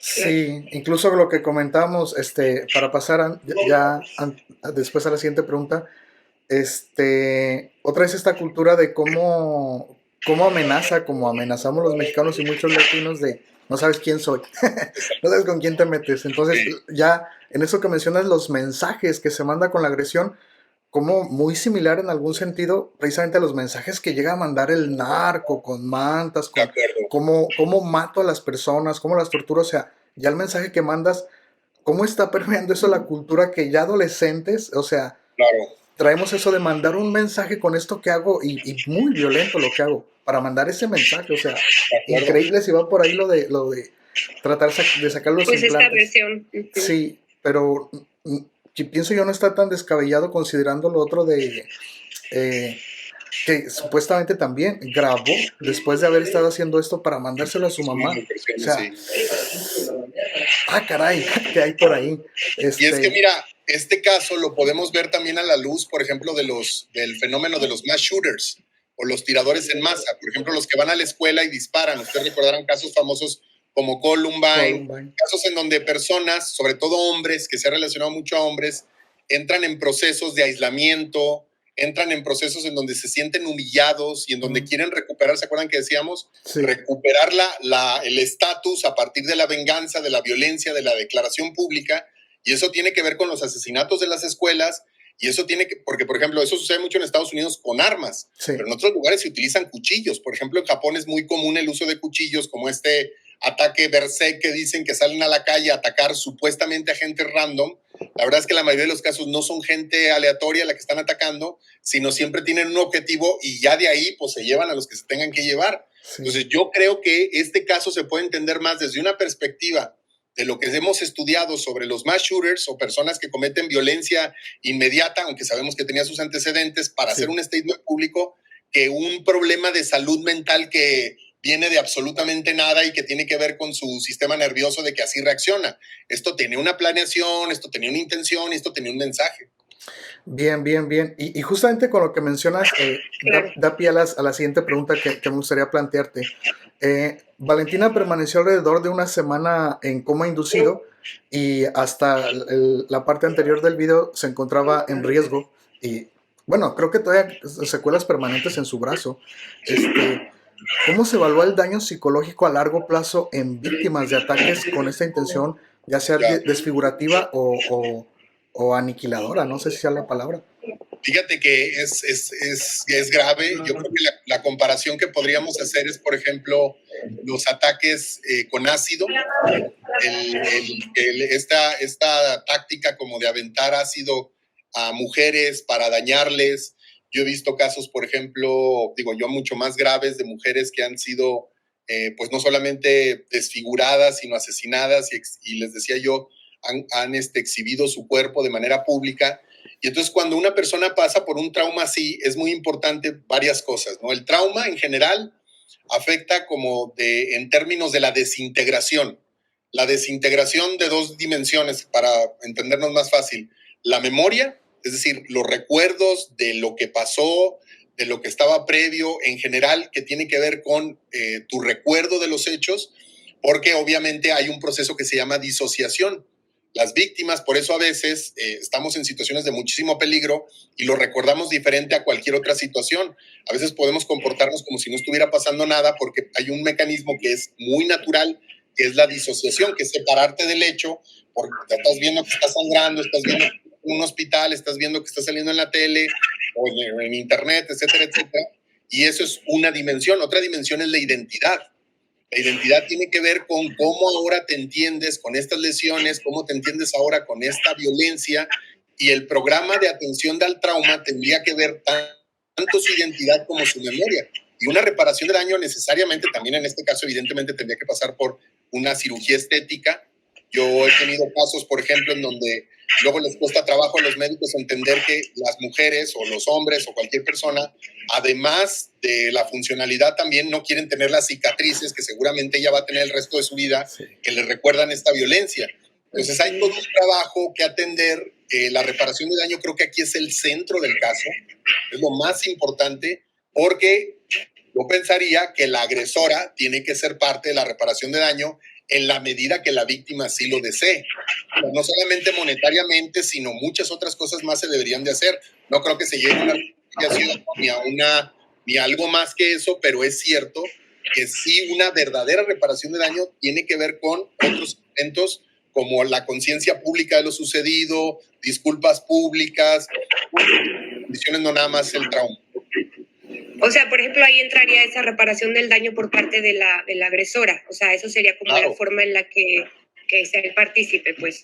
Y la agresora tiene que hacerse cargo. O sea, la reparación de daño es uno de los elementos fundamentales de la justicia adolescente. De hecho, los antecedentes de justicia adolescente iniciaron en Canadá. Es un caso completamente inocente de unos muchachos que salen aventaron huevos acá, hicieron travesuras en un barrio y destruyeron cosas. Entonces el juez, en lugar de sentenciarlos con una medida privativa de la libertad o trabajo comunitario, pues puso a que les arreglaran las cosas a los vecinos, y los vecinos estuvieron de acuerdo. Ahí surge toda una nueva forma de hacer justicia, que le llaman una justicia pues reparadora, una justicia que transforme la realidad, es decir, entre el conflicto es más fuerte e involucra más elementos sociales, más oportunidad tenemos de entender estos elementos e incluirlos en medidas de reparación de daño. Pero al final, seamos honestos, la reparación de daño que le van a dar a esta persona es que le van a dar terapia y a lo mejor le van a pagar algunas cuentas médicas, es todo.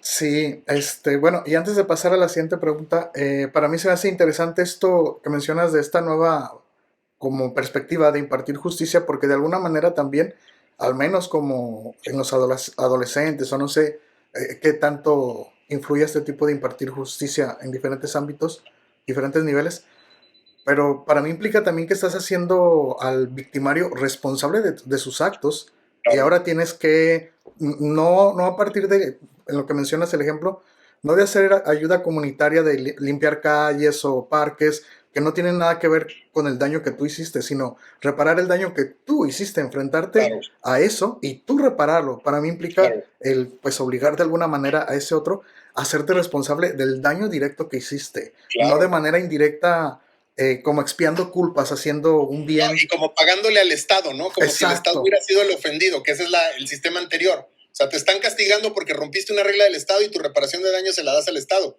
Y aquí el centro debe de ser la víctima, tienes toda la razón. Exactamente. O sea, no cumplirle a la ley, ¿no? O sea, no cumplir con la sentencia. Pues eso creo que, pues lejos de reparar el daño, no le sirve de nada. Simulación, ni a la acusada le sirve estar en claro. No. Y bueno, Aurelio, creo que parte de lo que a mí se me hace súper importante en diferentes problemáticas que los seres humanos tenemos, o situaciones, por así decirlo, que los seres humanos tenemos, para mí es de suma importancia el tema de la prevención, ¿no? Y creo que nos deberíamos también de centrar, además de cómo reparar el daño en este tipo de circunstancias, es cómo podemos prevenir que sigan o que se disminuyan, porque obviamente van a seguir existiendo situaciones como esta o quizá más graves, pero ¿cómo podemos prevenir, sobre todo en esta etapa tan importante que es la adolescencia? En las redes sociales se vive un uso desmedido y descontrolado, pues de esta exposición que a veces está muy lejana a la realidad, ¿no? Que muchos influencers muestran una cosa cuando realmente en su vida está pasando otra. ¿Qué medidas podemos tomar como sociedad para evitar esta aprobación y evitar que se siga perpetuando este tipo de acciones? Claro, pues mira, lo más evidente es claramente regular el acceso a estas plataformas, sobre todo en menores de edad. No es la primera vez que pasa esto, ha habido casos, por ejemplo, recientemente hubo un caso de una madre influencer que pues estaba matando de hambre a sus hijos, los estuvo encerrando, los estuvo maltratando mientras daba una cara completamente diferente a sus seguidores. Un tema que creo que está hablándose mucho es la explotación laboral de niños, niñas y adolescentes. Yo creo que esto es muy importante. En todo el mundo se está avanzando en la explotación de personas cada vez más vulnerables porque el mercado de trabajo, los más adultos, tu generación, la generación más abajo, pues ya no aceptan condiciones de trabajo laborales de explotación y pues encuentran otras formas de poder subsistir. Pero es cierto que las empresas tienen que seguir trabajando. Y entonces, YouTube me refiero, pero también me refiero a Nestlé, o sea, pero también me refiero a Apple, por ejemplo, cómo extraen minerales, por ejemplo, en el Congo. Entonces, no se nos olvide que esto al final del día es un proceso de generación de contenido y de explotación. Es decir, si YouTube le estaba pagando a esta persona por ejemplo, las marcas que le pagaban a ella para hacer menciones, que entiendo cobraba una cantidad bastante fuerte por hacer una mención de una crema o algo así, pues obviamente ella está ganando dinero, pero la marca también. Y obviamente la marca pues sigue a esta persona y ve que atrae gente, que tiene polémicas, porque el tema de la polémica es algo que creo que se ha traído del mundo de los espectáculos de los años 90, de los años 2000, y se empezó a pasar a YouTube, en donde, pues si ustedes se acuerdan, se acabó, o sea, cuando nace TV Azteca y vivimos en un mundo en donde los estrellas eran como personas inalcanzables, y a veces se contaban algunos chismecillos. Cuando nace TV Azteca, llega Pati Chapoy, llegan todos ellos, el mundo del espectáculo se empieza a convertir a pique entre ellos. Sí. Y empiezan a decir cosas entre ellos. Este es un modelo que los mismos que estaban en televisión traspasan a YouTube, que por eso es que se meten en broncas, o sea, se están metiendo en broncas no porque las estén buscando, es porque atrae views, atrae gente. Entonces eso quiere decir que el algoritmo, ¿tú crees que el algoritmo no sabe esto? Claro. ¿Tú crees que los que están pagando no saben esto? ¿Tú crees que YouTube o Instagram, que le paga por estar ahí, no sabe esto, no sabe qué tipo de contenido y cómo categorizarlo? Entonces es evidente que se está monetizando la vulnerabilidad de adolescentes y de niños y niñas, y muchas mujeres, por ejemplo, eso está pasando en Asia, por ejemplo en China, de personas que se dedican 24 horas a estar generando contenido como granja para poder, siendo explotados por un segundo o un tercero. Esto no podemos quitarlo de estos casos, o sea, sí. No sabemos el dinero que ella tenía, a quién le llegaba, si tenía una pensión, de qué trabajaba, dónde vivía, quién pagaba sus cuentas del embarazo, o sea, son cosas que yo creo que están ahí en el aire y que seguramente, o sea, cuando ves así, o está ahí explotando a alguien o está siendo explotado. Entonces, ¿qué podemos hacer para prevenir? Regular el trabajo, darle acceso a los derechos a niños, niñas y adolescentes. 3 cosas son fundamentales para la prevención. Todo niño, toda niña o todo adolescente tiene derecho a ser protegido, es decir, que ante peligros, como puede ser el acceso a Internet, como puede ser el acceso a este tipo de cosas, necesita regulación, necesita supervisión, necesita constante monitoreo. Segundo, necesitan asistencia. Los adolescentes, los niños, el mundo no está hecho para ellos. Y entonces necesitamos los adultos darles condiciones para que el mundo se ajuste a sus necesidades. Educación, salud, explicarles, atenderles, ayudarles, por ejemplo, con un asunto tan complejo como la maternidad. Y tercero y más importante, sano desarrollo. Todos adolescentes, todo niño, toda niña, se supone que debe ser nuestra prioridad en nuestra sociedad. Y al ser nuestra prioridad en nuestra sociedad, debemos invertir muchos más recursos y eso implica formar profesionales. Seamos honestos, nosotros, estuvimos algunos de nosotros en la Universidad Autónoma de Aguascalientes que llevábamos como un tema de desarrollo, pero ¿cuándo nos hablaron de derechos de niños y niñas? No. ¿Cuándo nos hablaron de perspectiva de infancia? ¿Cuándo nos hablaron de infancias, por ejemplo? Bueno, a lo mejor a ti sí, Cristian, pero a mí en mi época no. Infancias, por ejemplo, indígenas, infancias con discapacidad. No, ¿Me explico? O sea, muy poco. Al final del día es una idea del niño como un adulto, como un adulto inacabado, aunque se supone que no, que el desarrollo va más allá de eso, pero tenemos que incorporar necesariamente una perspectiva de derechos, porque la perspectiva de derechos es más potente, porque eso tiene que ver con políticas públicas, tiene que ver con sentencias judiciales, tiene que ver con acceso básico a cuestiones de salud.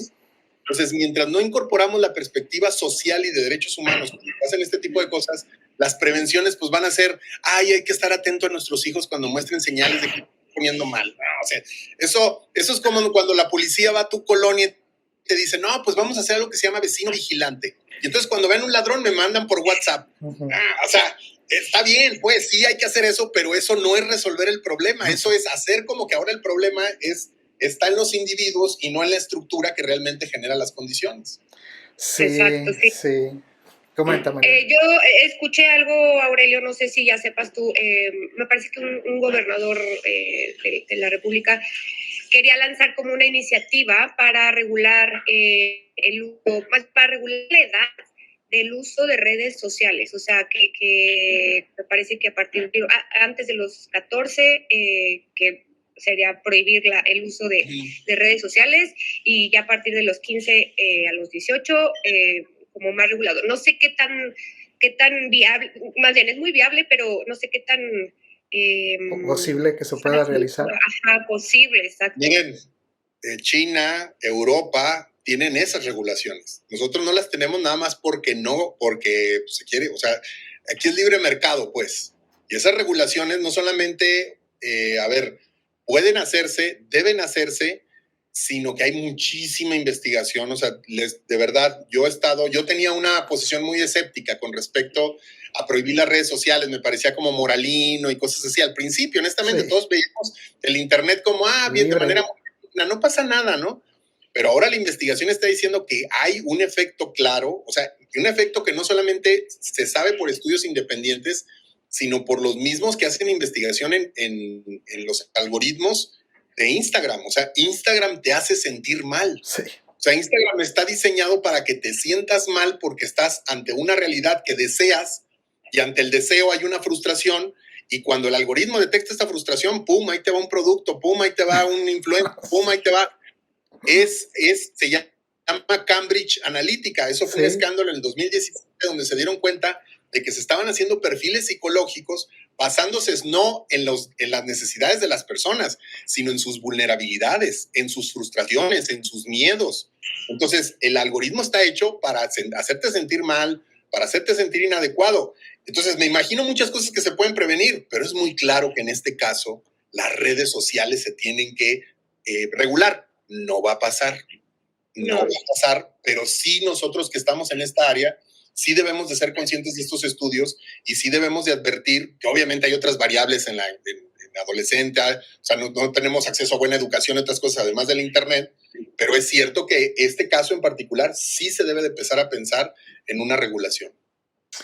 Sí, mencionas para mí algo también muy importante en esto como de la regulación y de los adolescentes y el trabajo virtual, lo que mencionabas en China, porque incluso, no me acuerdo cómo se llama, pero en Netflix hay un documental de cómo, y que no es solo ellos, ya son empresas como de management, de influencer. Pero, sí, claro. Pero en YouTube hay un documental donde cómo mezclaron una iglesia con YouTubers y cómo este pastor, digamos, no sé qué sea, los estaba explotando, los tenía trabajando 24/7 haciendo videos y bailando y haciendo dineral. Otro caso que se me viene a la mente, no recuerdo si es, creo que en Argentina, también muy famoso, lo acaban de detener este influencer Yados, que también... es español. Español, mira. Lo acaban de detener, no sabía, el que se tatúa, el que vende bitcoins y eso. No, ese es de fitness. Ese se mete creo que su canal es Cómo hacer tu primer millón. Sí, ese. Sí, no, ese es otro de Argentina. No sé si los confundo los nombres. Sí, el Yados es el español, a lo mejor es otro. Entonces es otro de Argentina, pero también en redes fingió su muerte, fingió secuestros, hizo una empresa y puso a gente a trabajar, explotándoles, dándoles droga. O sea, se metió en un montón de problemas. Ahorita ya lo detuvieron. Y mucha gente mucho tiempo estuvo señalando en redes todo lo que él hacía frente a la cámara. Claro. Y parecía que no pasaba nada. Y hasta ahorita que lo detuvieron. Nomás es que lo estoy confundiendo pues con el español. Tiene un nombre muy similar. No sé si es de Argentina o de Uruguay, pero también es muy famoso. Oye, y aparte, por ejemplo, lo que anunció Mark Zuckerberg recientemente de que va a quitar todos los filtros, o sea, que ya no va a estar censurando nada en Facebook. Qué bueno que tocas eso porque hace unos días me salió publicidad de pornografía en Facebook, así. Literal, o sea, ¿sí? Mandé la queja y todo porque para mí también yo en mis años de juventud, pues qué bien, la libertad en redes, lo que tú mismo mencionas, claro. Pero ahorita viendo lo que se está dando en redes, o sea, dices, ay caray, o sea, es que esto, cuando yo estaba joven y el internet no tenía estos alcances, o sea, esa libertad que había... Definitivamente no. Era como muy marginal porque no toda la gente, el gobierno, las empresas, no están todos ahí. Ahorita todo está ahí, todo está ahí. Y el impacto que tiene en la vida real, esto por ejemplo también que mencionas de la explotación, personajes pues pseudo famosos para mí como este niño trans, la Venenito. Sí, que la tienen ahí, pues sí, trabajando básicamente. El otro, el de Soy Guapo, ¿no? Sí lo han visto, el de Soy Guapo. Ese otro niño, o sea. El chico más bonito y más dulce del mundo, ya lo tienen ahí repitiendo. Los tics, o sea. O Paloma, sí, viste el niño que estaba acá. Le dice, no, tenía frío, no, o sea, a ver, este niño está súper dañado. Esa es una conducta que él, yo sí me clavé con lo del Soy Guapo. Sí. Y es una conducta que se le fue creando. Yo lo puedo ver en videos anteriores. Claro. Se debe de regular. Es que los padres ven a un niño. Totalmente. Y dicen, mira qué bonito, vamos a ponerlo a bailar. Y un adolescente dice, estoy guapa, me voy. O sea, también esto afecta el tema de cirugías estéticas.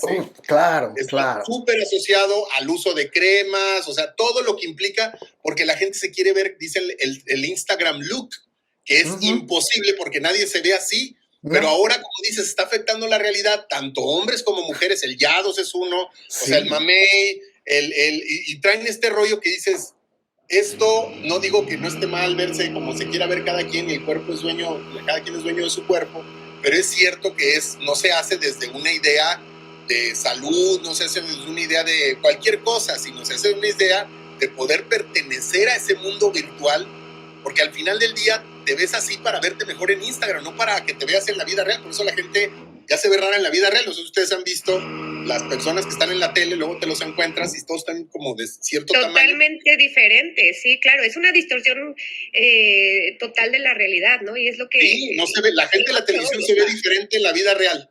Y yo siento que la gente ahora se está haciendo como todos se quieren ver como se ven en Instagram, lo cual, pues obviamente tiene muchas implicaciones más que estas. Claro. Sí, sí. Otro, para pasar a la siguiente pregunta, último comentario, ¿cómo en esto que mencionas de este niño, no me acuerdo cómo se llama, yo guapo, en esto de los tics Mateo, ¿cómo en las mismas imágenes los papás o hay un video donde sale él con una payasita y la payasita diciendo que no es cierto, guau? Yo veía eso y pensaba, oh, la payasita psiquiátrica, la payasita psicóloga ya salió a aclarar que eso es una conducta normal. Oh, ya la payasita lo dijo, o sea. Me siento más tranquilo. Sí, ya calmó mi alma. Una vez que la payasita sale a decir, no, esto es normal, él quiere ser famoso. Wow, a los 3 años, no sé cuántos tenga, ya tiene decidido lo que él quiere ser de grande, o sea, eso me tranquiliza, o sea, dices, o sea, ¿cómo llega esa irrealidad? Sí, y cómo llega esa irrealidad a que la gente en redes, sea quien sea yo, puedo decir, no, esto es así. No es como tú te lo imaginas. No. Ah, bueno, ya lo dijo el famoso, o sea, suponiendo que es famosa la payasita. No sé si es cierto, no es cierto, y ya. Sí. Y entonces, nadie intervino en hacer absolutamente nada ni cambiar la realidad de nada. Sí. No, la credibilidad que se le está dando, ¿no? Sí. A los influencers. Sí. A los likes, a los influencers en general. Sí, y esto que tú dices, o sea, ya lo dijo alguien frente a una cámara que es famoso, eso tiene la razón, ya, o sea, claro. Dices, caray, pero bueno, pasamos a la siguiente pregunta, siguiendo como en lo psicológico, ¿qué medidas psicoeducativas podrían implementarse para detectar patrones de violencia en adolescentes, especialmente en entornos digitales, donde se normalizan estos conflictos interpersonales? Aquí hago un paréntesis, se me olvidaba comentar algo. Como esto, que va dentro de la misma pregunta que te planteo, ¿cómo esto que mencionas de la tele de los 90s, de los 2000, se traslada a YouTube? ¿Y cómo nada más cambió el nombre y ahora se llama Salseo? Y hay un montón de gente haciendo videos criticándose y respondiéndose y dices, tienen la conciencia de que nunca se van a ver frente a frente y se van a agarrar a golpes, pero la amenaza, la crítica, o sea, y infinidad de canales con esto de salseo, o sea, curiosito. Sí, es que mira, yo creo que aquí vale mucho la pena, por ejemplo, retomar a un autor, un terapeuta, una persona muy importante ahorita en el tema de tratamiento del trauma, junto con otros, es Gabor Maté. Gabor Maté tiene un texto que a mí me parece muy interesante que habla de, ¿cómo dice? No me acuerdo cuál es el título, pero más o menos en español sería como, no dejes a tus niños atrás, a tus hijos atrás. Y básicamente lo que él propone o lo que él establece es que muchos de los problemas que tenemos de salud mental tienen que ver con el descuido durante los cuidados primarios y tempranos, que estamos siempre pensando que los descuidos son así como violencia extrema, como dejar a alguien sin comida, pero a veces es simplemente no atender su voz, no tratarlos con respeto cuando son niños, no acompañarles, no verlos como una persona a la cual debo de asistir, acompañar, cuidar y proteger, sino más bien alguien que me tiene que obedecer, que tiene que satisfacer mis necesidades afectivas de que me quiera o de que me obedezca, o que, todo ese tipo de cosas generan problemas muy severos. Y básicamente lo que él dice, y me parece, creo que es interesante el tema de adolescencia, dice, somos la primera generación, lo dice él obviamente desde la perspectiva pues occidental y todo eso, esto ha pasado de manera cíclica, pero dice, somos la primera generación que nuestros hijos o los niños están siendo cuidados por otros. Y por otros me refiero a otros adolescentes, gente que tiene la misma, vamos a llamarle potencial de desarrollar su cerebro, pero que todavía no ha llegado. Sí. Entonces, los adultos, de hecho, hemos creado una idea de, bueno, ya eres independiente, ya te vas. y no sabemos que nuestro trabajo es acompañar, estar. Entonces, para cuando se llega a la adolescencia, muchas de las veces los padres ya no hicieron lo que tuvieron que haber hecho. No es culparlos, pero es un tema de trabajo, es un tema de la propia educación, es un tema de crisis sociales y económicas, etcétera, etcétera. No se puede estar con el niño, y luego lo que pasa es que el adolescente pasa una etapa diferente de desarrollo, y si no llegaste a esa etapa con él acompañándolo, la relación entonces se vuelve de escondida, de yo no me entero, de no sabes, y los padres, en lugar de volverse a involucrar, lo quieren hacer desde los mismos modelos, que es revisarle las cosas, no pedirles información, checar a ver si están oyendo música adecuada o no, con quién están hablando. No digo que no se tenga que supervisar, creo que la supervisión es algo importante, pero esa supervisión tiene que ser consensuada. Creo que los adolescentes se les tiene que consensuar. Entonces, más que ver indicadores en los adolescentes, yo creo que es muy importante ver indicadores en la forma de criar, de atender y de proteger a los adolescentes. Entonces, lo que dice Gabor Mate básicamente dice, las adicciones, los problemas de impulsividad y todo eso tienen que ver precisamente con lo que le llamamos ahora trauma complejo, que es la desatención en la infancia. ¿Qué es la desatención? Pues nomás estar con ellos, o sea, estar ahí para acompañarles a regularlos, es lo que nos toca. Si un niño se desregula, le ayuda a regularse. Eso es cierto también para ustedes y para mí. La primera reacción que tenemos los seres humanos cuando nos desregulamos es buscar ayuda, hablarle a alguien de confianza, buscar un abrazo. Eso no se nos quita cuando llegamos adultos, pero imagínate si no se lo damos a los niños. Es evidente que aprendan que ciertos, por ejemplo, emociones, y esta sería la segunda que yo diría en temas psicosociales y adolescencia, es no tenemos que censurar la agresión. El problema es que lo que hay que censurar es la violencia. La violencia es el uso del poder para explotar al otro, pero el desacuerdo, la agresión, el llanto, el desencaje, todo eso tenemos que dejar que las personas lo manifiesten. O sea, piensen ustedes en nuestra cultura de que, te ves muy fea, eres una niña fea por llorar así, o por ser agresiva, o el morrillo también, ¿no? Así como de, Los niños no lloran. Los niños no lloran o no se pega. No se, o sea, no te puedes enojar. Así como de, cabrón, yo me enojo. ¿Y por qué no se puede enojar un adolescente, un niño? ¿Por qué el niño no te puede gritar, no te quiero, ya no te quiero, te acompaño a que no me quieras, ¿no? O sea, aquí estamos. Tienes un límite. Es válido, sí. Claro. Exacto. Entonces, es como validar esas emociones, ¿no? Es ayudarlas a transitar. O sea, es decirle, esas emociones son parte de ti. Porque si al niño se las empiezas a reprimir, entonces él no se da cuenta que son parte de ellas y son inaceptables. Y entonces ese niño o esa niña se empieza a comportar de una forma para poder ser aceptado y para poder participar de un cariño que no se le da porque no están pegados con él.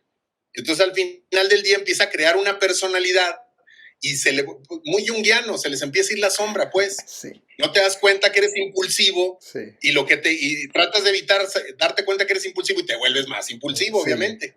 Si supieras que eres impulsivo, tendrías un montón de controles previos. Pero estos controles previos se los tienen que dar en la compañía. Los adolescentes o sea, no va a ser terapia, pues. O sea, los padres y los cuidadores sí tenemos que hacer la chamba de estar con ellos y de desestigmatizar la adolescencia, porque hay que desestigmatizarla, porque luego se les estigmatiza de que son, pues, que son lo peor, ¿no? Y a veces, bueno, pues, hay casos como este en donde te pones a dudar, pero es cierto que esto tiene que ver necesariamente con el cuidado. Entonces, ¿qué indicadores? Pues más bien serían indicadores del vínculo que tienes con ellos y cómo reparar ese vínculo y cómo irlo modificando con el paso del tiempo para también dar más. Hay un concepto importante que se llama autonomía progresiva. Los niños son educados para que vayan generando autonomía de manera progresiva, así como las llantitas del triciclo para poderte equilibrar o las quitas, pues así es. O sea, nosotros estamos educando a adolescentes para que finalmente tengan una autonomía plena.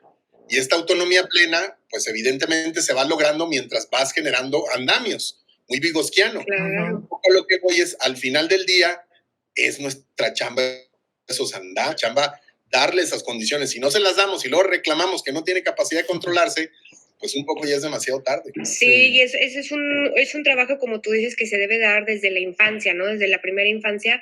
Y el otro día le dije un comentario, Cristian, que digo, yo soy mamá y, híjole, y creo que todos somos resultado de una prueba y error de nuestros padres, ¿no? Y finalmente así estamos con nuestros hijos, pero va de prueba a prueba y error, ¿no? O sea, claro. creo que tratar de la manera posible sí hacerlos autosuficientes, autónomos, independientes, pero siempre con un acompañamiento y no porque ya vayan en la adolescencia, creamos que ya son mini adultos que pueden ir a la sociedad de una forma responsable, ¿no? Creo que la adolescencia es la etapa de este acompañamiento que debemos de dar también como padres, es como una continuidad a la infancia, ¿no? Quizá de una manera diferente, que ahorita creo que muchos padres de adolescentes lo confunden como, pues soy su mejor amiga o mi hija es mi mejor amiga y me voy a...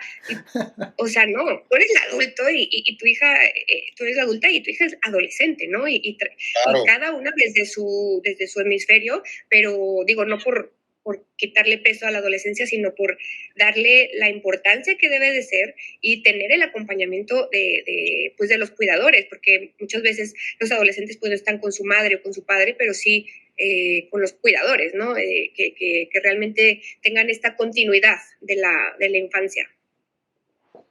Sí, bien. Y antes de pasar a la siguiente y creo yo última pregunta, para mí esto también es muy importante como tener en cuenta sobre los padres de familia, tener bien claro que tu trabajo es precisamente formar a un adulto, un hombre o una mujer independiente, pero que eso es un proceso donde precisamente vas fungiendo en tu rol de papá, no de mejor amigo, etcétera, sino de papá acompañando y enseñando, porque también luego hay la confusión de la negligencia o el abandono hacia el niño.